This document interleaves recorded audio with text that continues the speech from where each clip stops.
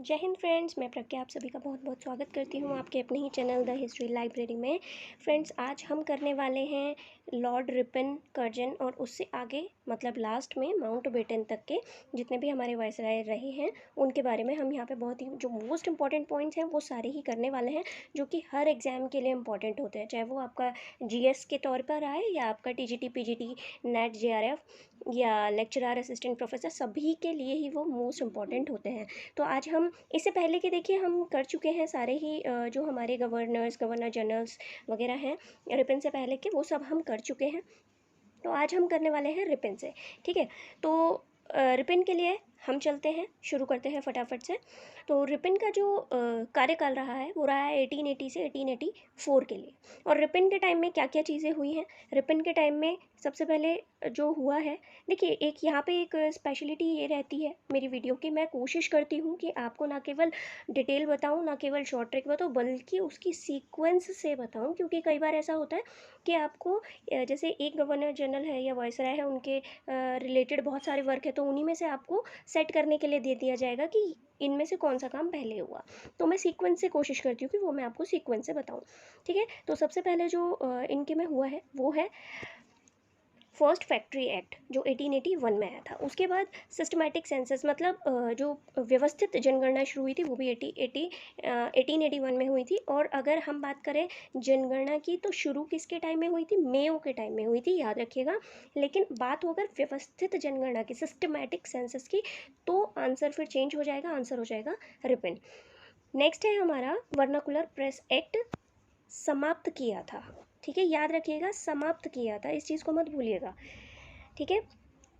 Next है Hunter आयोग, Hunter commission जो आया था, हंटर कमीशन 1882 में रिपन के टाइम में आया था।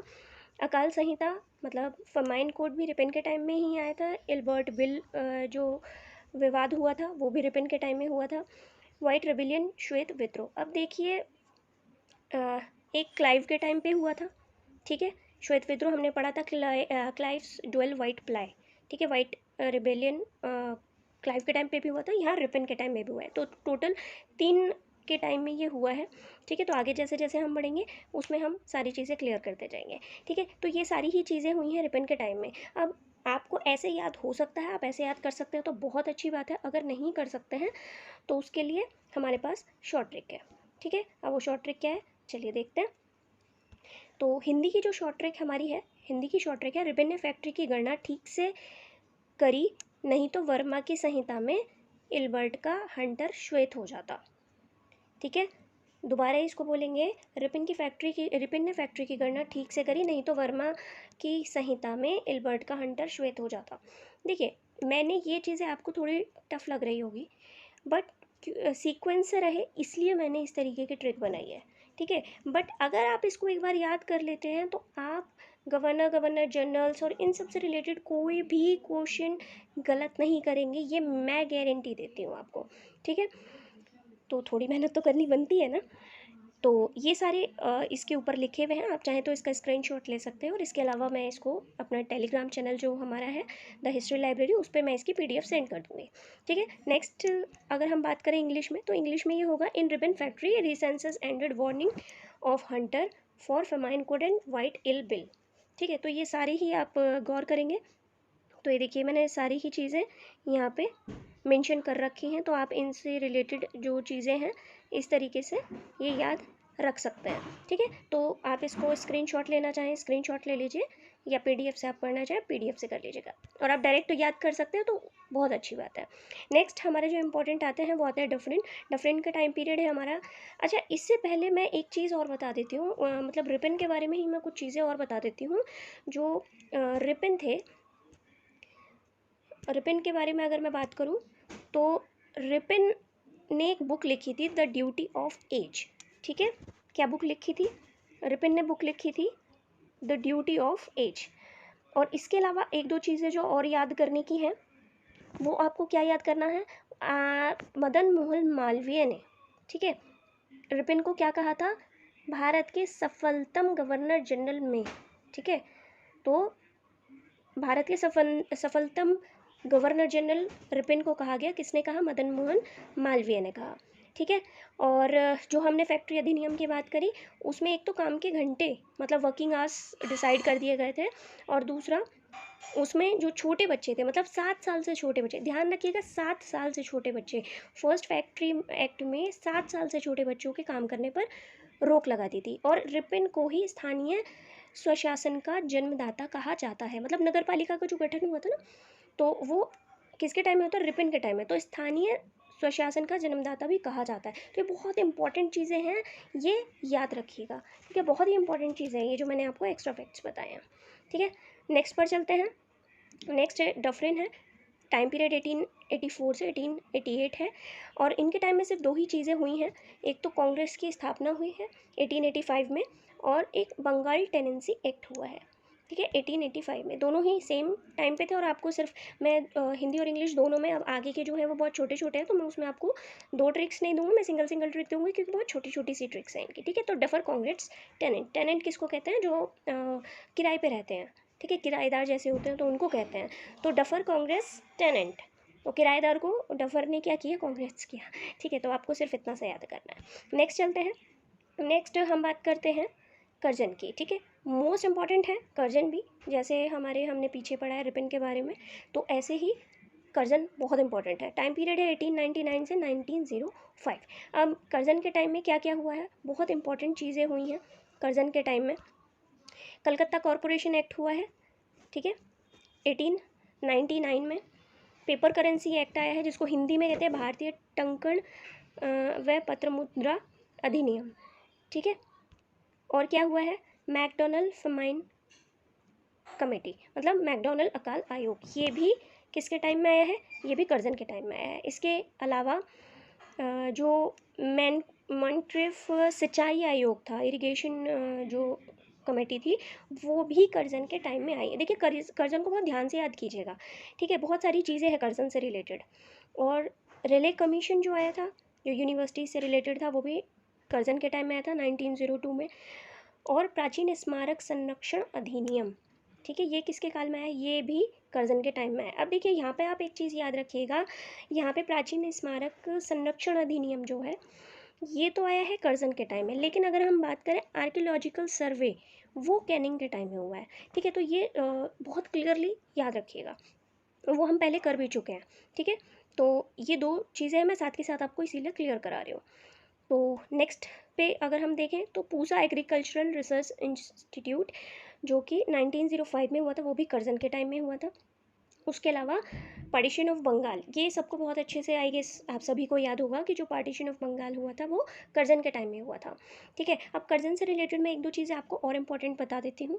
जैसे कि कर्जन की एक बहुत फेमस लाइन है कि कर्जन ने कहा था कि कांग्रेस का महल गिर रहा है, मेरी इच्छा है कि मैं अपने कार्यकाल में ही कांग्रेस का पतन होते देखो, ठीक है। एक तो ये चीज़ आपको याद रखनी है। और दूसरी जो आपको चीज़ याद रखनी है वो याद रखनी है कि गोपाल कृष्ण गोखले ने कर्जन की जो कंपैरिजन की थी वो औरंगजेब से की थी, ठीक है। किससे की थी? औरंगजेब से। किसने की थी? गोपाल कृष्ण गोखले ने, ठीक है। अब चलिए आगे देखते हैं। और एक चीज़ और याद रखिएगा, इसमें शायद रह गया है मेंशन होने से, पंजाब लैंड एलिगेशन एक्ट 1900 में ही, जब जहाँ ये आपका मैकडोनल्ड अकाल आयोग है, वहीं पर ही पंजाब लैंड एलिगेशन एक्ट भी कर्जन के टाइम में ही हुआ था, ठीक है। तो चलते हैं इसके हम शॉर्ट ट्रिक पे। तो कलकत्ता नगर नियम अधिनियम जो आया था कर्जन के टाइम में आया था, तो पूरी क्या लाइन हमें याद करनी है? हमें याद करना है कार के लिए कॉरपोरेशन से मुद्रा लोन ले, मतलब कार लेनी थी तो उसके लिए कॉरपोरेशन बैंक से क्या किया? मुद्रा लोन लिया। किसने? मैक और क्रीफ ने। और रैली में गए, वो रैली में छुप के गए और स्मारक से पूसा को ले बंगाल भाग गए। मतलब एक स्मारक में गए, वहाँ से पूसा को बचाया और बंगाल भाग गए। सिंपल सी ट्रिक है, सिंपल सी लाइन है, और आपको सब कुछ एक ही लाइन में याद हो गया, ठीक है। तो कार के लिए कॉरपोरेशन से मुद्रा लोन ले, मैक और क्रीफ रैली में स्मारक से पूसा को ले बंगाल भाग गए। यहाँ देखिए, यह सब कुछ इसमें लिखा हुआ है, ठीक है। ये आप अच्छे से पढ़ लीजिएगा, बट ये एक लाइन सफिशिएंट है पूरा कर्जन को याद करने के लिए और उसको सीक्वेंस से याद करने के लिए। सबसे बड़ा जो खास बात है वो यही है कि सीक्वेंस से याद करने के लिए। तो इंग्लिश में अगर हम देखें तो car corporation earn paper currency by Mac and Cripps rally on young monument Pusa in a part of Bengal. तो ये सारी ही चीज़ें इसमें लिखी हुई हैं, ये भी ध्यान से देखिएगा। और इसमें एक, हाँ ये देखिए एक एक्स्ट्रा चीज़ है यहाँ पर, ये भी ध्यान दीजिएगा। यंग मतलब young husband mission, young husband mission भी कर्जन के टाइम पे आया था। तो अगर आप चाहें तो यहाँ पे इसको भी यंग स्मारक कर सकते हैं, ठीक है। तो यंग मॉन्यूमेंट जैसे वहाँ पे है, तो आप यहाँ पे भी इसको यंग स्मारक लिख सकते हैं अगर आप चाहें तो, ठीक है। वैसे तो कुछ इतना खास नहीं है, बट फिर भी मैं नहीं चाहती कुछ भी छूटे, ठीक है। तो यहाँ पर ये हो जाता है। अब चलते हैं नेक्स्ट पे। अब बहुत छोटे छोटे रहेंगे तो हम एक ही ट्रिक से सबको याद रखेंगे। तो हार्डिंग सेकंड का टाइम आता है 1910 से 1916 तक, और दो ही चीज़ें हुई हैं। एक तो बंगाल प्रेसिडेंसी, देखिए पहले मद्रास था, ठीक है। तो बंगाल प्रेसिडेंसी जब बनी तो बंगाल प्रेसिडेंसी 1901 में, सॉरी 1911 में हार्डिंग सेकंड के टाइम पे बनी। और जो दिल्ली दरबार का आयोजन हुआ था वो भी किसके टाइम में हुआ था? दिल्ली दरबार का आयोजन हार्डिंग टू के काल में। बहुत ध्यान से कीजिएगा आप, देखिए क्योंकि दिल्ली दरबार का आयोजन हो रहा है, ठीक है। अब यहाँ पे आपको क्या क्या चीज़ें याद रखनी है। दिल्ली दरबार का आयोजन हुआ, दिल्ली दरबार में ही के बाद ही जो बंगाल था उसका विभाजन रद्द किया गया, ठीक है। तो दो तीन चीज़ें आपको लगातार याद करनी होंगी कि बंगाल का विभाजन भी रद्द किया गया, और क्या हुआ था मेन, और इसी में ही मतलब इसी के टाइम पर ही, दिल्ली दरबार के टाइम पर ही क्या हुआ था कि जो कैपिटल थी पहले कैलकटा थी, कैलकटा से दिल्ली ट्रांसफ़र हुई हार्डिंग के टाइम पे, ठीक है। तो एक छोटी सी लाइन है। और कौन आए थे इसमें दिल्ली दरबार में? यहाँ आए थे जॉर्ज पंचम, ठीक है, जॉर्ज फिफ्थ आए थे यहाँ पे, ठीक है। तो आपको जो एक लाइन याद करनी है वो क्या करनी है? Hard cap of Bengal presidency in Delhi Durbar, ठीक है। जो हार्ड कैप थी मतलब एक कैप थी वो बहुत हार्ड थी, तो किसकी थी वो? बंगाल प्रेसिडेंसी की कैप थी, जो कि कहाँ थी? वो दिल्ली दरबार में थी। छोटी सी ट्रिक है, अब इसमें बहुत ज़्यादा कुछ है नहीं करने के लिए। तो hard cap of Bengal presidency in Delhi Durbar, तो आपको कहीं ना कहीं एग्ज़ाम देते टाइम ये क्लिक कर जाएगा, ठीक है। नेक्स्ट पर चलते हैं। नेक्स्ट है हमारे चैम्प्सफोर्ड। तो यहाँ पे हम मोस्ट इंपॉर्टेंट के बारे में बात कर रहे हैं, ठीक है। तो चैम्प्सफोर्ड की जो टाइम पीरियड है 1916 से 1921 है। इनके टाइम पीरियड में जो इंपॉर्टेंट चीज़ें हुई हैं वो है settler commission, Rowlatt act, Jallianwala Bagh, sorry ये दिल्ली दरबार लिखा हुआ है, ये दिल्ली दरबार नहीं है, यहाँ पे जलियांवाला बाग मिस्केर है, ठीक है। और नॉन कॉपरेशन मूवमेंट 1920। तो ये चार चीज़ें हैं जो इनके टाइम में हुई हैं, चैम्प्सफोर्ड के टाइम में। Settler commission, Rowlatt act, Jallianwala Bagh और नॉन कॉपरेशन, ठीक है। ये चीज़ें इनके टाइम पीरियड में हुई हैं। और इनका हमें एक लाइन क्या याद रखनी है? चैम्प्स ने सिलेंडर रोल करते हुए दरबार में योग किया। योग से ऐसा योग हो जाएगा, ठीक है। दरबार से सॉरी यहाँ भी दरबार गलत हो गया है, यहाँ भी दरबार की जगह आपका क्या आएगा? यहाँ भी दरबार की जगह आपका आएगा बाग में, ठीक है। दरबार नहीं होगा, यहाँ भी बाग आएगा। टाइपिंग मिस्टेक की वजह से यहाँ पे सब कुछ गलत हो गया है। तो आपको क्या याद रखना है? चैम्प्स ने सिलेंडर को रोल करते हुए बाग में योग किया। तो देखिए योगा कहाँ करते हैं? बाग में ही तो करते हैं ना, ठीक है। तो बाग होता है, खुला एनवायरनमेंट होता है, ग्रीनरी होती है, वहीं हम योग करते हैं। तो चैम्प्स ने सिलेंडर रोल करते हुए बाग में योग किया, दैट्स इट। और कुछ नहीं करना आपको इसमें, ठीक है। नेक्स्ट पर चलें, नेक्स्ट पर चलते हैं। तो नेक्स्ट हमारी रीडिंग की टाइम पीरियड 1921 से 1926। और रीडिंग में इम्पॉर्टेंट है किस चीज़ के लिए? कि जो आईसीएस एग्ज़ामिनेशन थी वो आईसीएस एग्ज़ामिनेशन यहाँ दिल्ली में स्टार्ट हो गई थी रीडिंग के टाइम में। और जो काकोरी में ट्रेन की लूट हुई थी, जो ट्रेन की डकैती हुई थी, वो भी रीडिंग के ही टाइम पीरियड में हुई थी। देखिए कहीं भी क्वेश्चन ऐसे पूछ लेते कि जिस समय जो आईसीएस की परीक्षा थी वो दिल्ली में शुरू हुई, उस समय वायसराय या गवर्नर जनरल कौन था, इस तरीके से क्वेश्चन पूछ लेते हैं, ठीक है। तो इसकी क्या ट्रिक है वो देखते हैं। ट्रिक है reading run with cock in ICS Delhi. बहुत सिंपल सी ट्रिक है। रीडिंग रन विद कॉक, मुर्गे के साथ रीडिंग भागा आईसीएस दिल्ली में, ठीक है। तो हम मतलब मुर्गे से यहाँ मतलब नहीं है, यहाँ कॉक से मतलब है काकोरी, ठीक है। तो reading run with cock in ICS Delhi, तो ये छोटी सी ट्रिक है। नेक्स्ट पर चलते हैं फटाफट से। नेक्स्ट है हमारा इरविन की जो टाइम पीरियड है 1926 से 1931। और बहुत इंपॉर्टेंट चीज़ें इरविन के टाइम में भी हुई हैं कुछ, क्या क्या हुई हैं?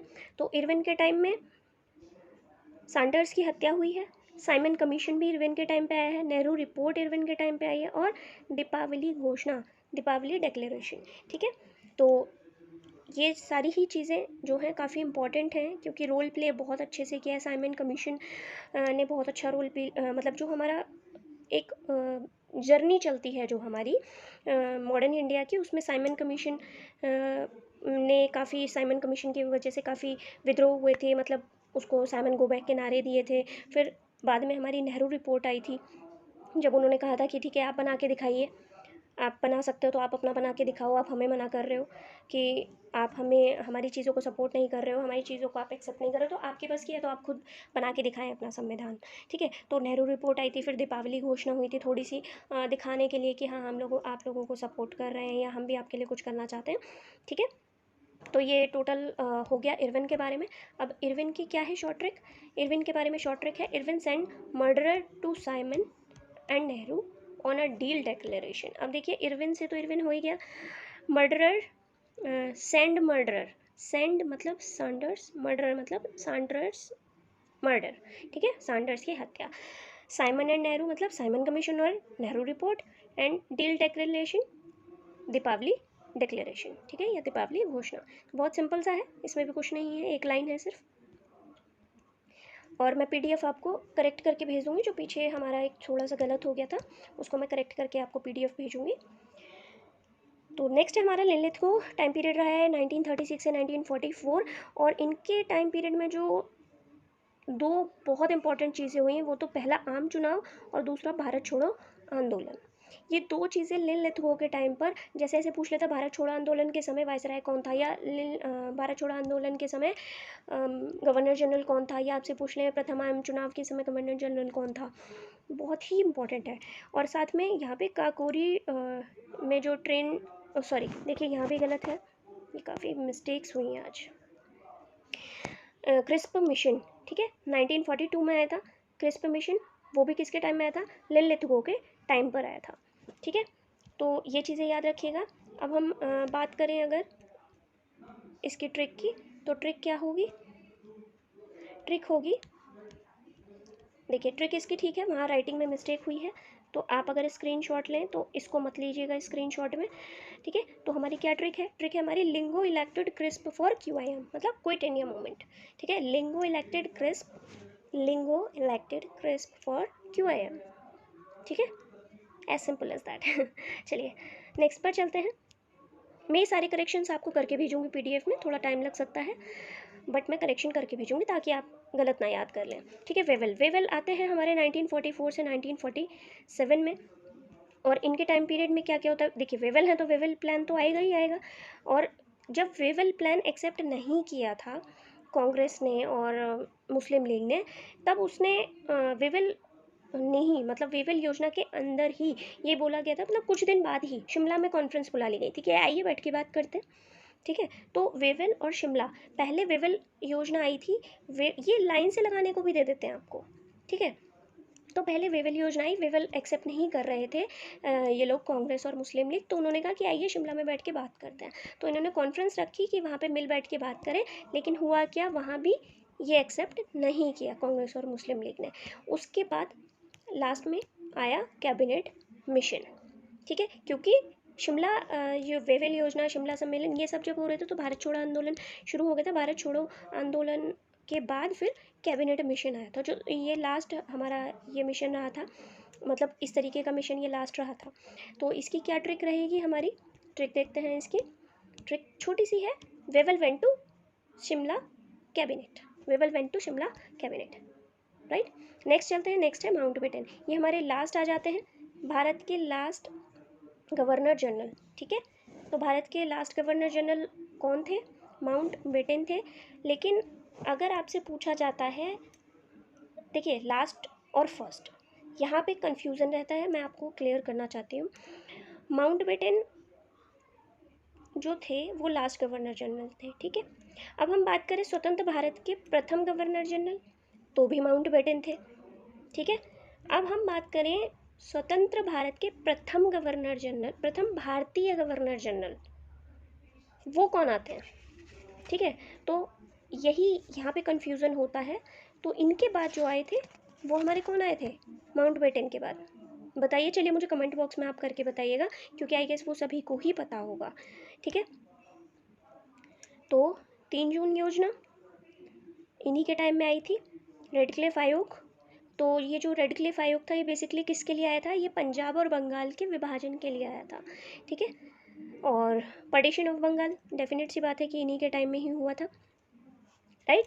तो ये सारी चीज़ें थी जो हमने की इसमें, और इसमें मतलब जितनी भी मेन चीज़ें थी हम सब कवर कर चुके हैं। अगर एग्ज़ाम में गवर्नर जनरल्स, गवर्नर्स, इनसे रिलेटेड अगर कोई भी क्वेश्चन आता है, अगर आपने मेरी सारी वीडियोस देखी हैं गवर्नर, गवर्नर जनरल, इनकी सीक्वेंस, मैं गवर्नर्स एंड गवर्नर जनरल्स पे आज टोटल सब कुछ करा चुकी हूँ। उसके अगर आपने सारी वीडियोस देखी है और ये शॉर्ट ट्रिक्स याद कर ली हैं, तो मैं गारंटी देती हूँ आप कहीं से कहीं तक एक क्वेश्चन भी गलत नहीं करके आएंगे एग्ज़ाम में, ठीक है। आप एक बार देखिए, 2 बार देखिए, 3 बार देखिए, लेकिन मोस्ट इम्पॉर्टेंट थिंग कि नाम लिख के, जैसे हमने यहाँ पे गवर्नर जनरल का नाम लिखा, ठीक है, उसके बाद नीचे जो मैं आपको ट्रिक दे रही हूँ, ठीक है, मैं आपको जो नीचे ट्रिक देती हूँ, आपको अपना एक नोटबुक में नाम लिखना है और उसके नीचे ट्रिक लिख लेनी है, ठीक है। आपको और कुछ नहीं करना है, डिटेल्स नहीं लिखनी है आपको, क्योंकि जब आप लास्ट मोमेंट पे एग्ज़ाम देने जाते हैं तब आपके लिए सिर्फ रिवीजन ज़रूरी होता है। तो आप सिर्फ एक लाइन पढ़ेंगे तो आपको पूरा याद हो जाएगा, राइट। तो ये सारी चीज़ें रही हैं यहाँ पर, ये सारी चीज़ें हम कर ही चुके हैं। माउंटेनिंग was planned on 3 June with cliff. अब देखिए यहाँ क्या है, माउंटबेटन मतलब माउंटेनिंग का करा था कि माउंटेनिंग करके आएंगे, तो कब प्लान की गई थी? वो की थी 3 जून, मतलब एक डेट फिक्स कर ली थी कि चलो 3 जून को हम चलेंगे माउंटेनिंग के लिए। और क्लिफ लेना तो बहुत ज़रूरी है, अगर आप माउंटेनिंग कर रहे हो और आपके पास क्लिफ नहीं है तो आप कैसे माउंटेनिंग करेंगे ठीक है। तो बहुत सिंपल सी चीज़ है, और ये हमारा यहाँ पर ये सेक्शन कंप्लीट हो जाता है, ठीक है। और इसी के साथ आज की वीडियो कंप्लीट होती है। अगर आपको वीडियो अच्छी लगी हो, आपको समझ आया हो, तो वीडियो को लाइक, शेयर एंड सब्सक्राइब करना बिल्कुल मत भूलिएगा। और साथ ही फ्रेंड्स, हमारे जो चैनल है टेलीग्राम पर, उस पर बहुत ही अच्छे और न्यू क्वेश्चंस हैं, जो हायर लेवल के क्वेश्चंस हैं। हमारे टेलीग्राम चैनल ज्वाइन कीजिए, वहाँ पे आपको सारी इन्फॉर्मेशन PDF, और वहाँ पर डेली न्यू क्वेश्चन की सीरीज़ हमने TGT PGT के एग्ज़ाम्स के लिए वहाँ स्पेशली चला रखी है, तो वो आप ज़रूर देखिए। बहुत ही इंपॉर्टेंट क्वेश्चन है, और वो आपको किसी सोल्ड पेपर, जनरली जो हमारे जो सोल्ड पेपर्स होते हैं उनमें नहीं मिलेगा, क्योंकि वो मैंने खुद डेवलप करे हैं क्वेश्चंस। क्योंकि अब जितने भी हमारे एग्ज़ाम्स हो रहे हैं उसमें मोस्ट इंपॉर्टेंट क्वेश्चंस आते हैं, ठीक है। तो कहीं ना कहीं से हमारे बहुत सारे क्वेश्चंस ऐसे रहते हैं जो कि बिल्कुल अलग आते हैं, जो हमने नहीं पढ़े होते वो आते हैं, ठीक है। तो इसके लिए हमें क्या करना है, इसके लिए हमें कुछ तो अलग करना पड़ेगा ना। तो अगर हम सब कुछ वही करेंगे तो कैसे चलेगा, कुछ तो नया करेंगे, तभी तो हम बाकी सबसे अच्छे मार्क्स ला पाएंगे, ठीक है। तो इसी के लिए ही मैंने, सिर्फ इसी के लिए ही वहाँ पे न्यू क्वेश्चंस की सीरीज़ स्टार्ट की है, तो वो बिल्कुल देखना मत भूलिएगा। बहुत ही अच्छे क्वेश्चंस आप एक बार ट्राई कीजिएगा, ठीक है। तो चलिए आज के लिए इतना ही, मिलते हैं बहुत जल्द नई वीडियो के साथ। और जब तक आपका TGT PGT का एग्ज़ाम है तब तक मैं कोशिश करूँगी और भी अच्छी अच्छी वीडियोस और शॉर्ट ट्रिक्स के साथ आने की, क्योंकि अब जो टाइम है वो हमारा स्मार्ट स्टडी का है, ठीक है। लास्ट मोमेंट है, स्मार्ट स्टडी हमें करनी है। तो बहुत जल्दी मैं बहुत अच्छी वीडियो लाने वाली हूँ। चैनल को सब्सक्राइब करके बेल आइकॉन ज़रूर प्रेस कर लीजिएगा, ठीक है। चलिए मिलते हैं नेक्स्ट वीडियो में। Thank you.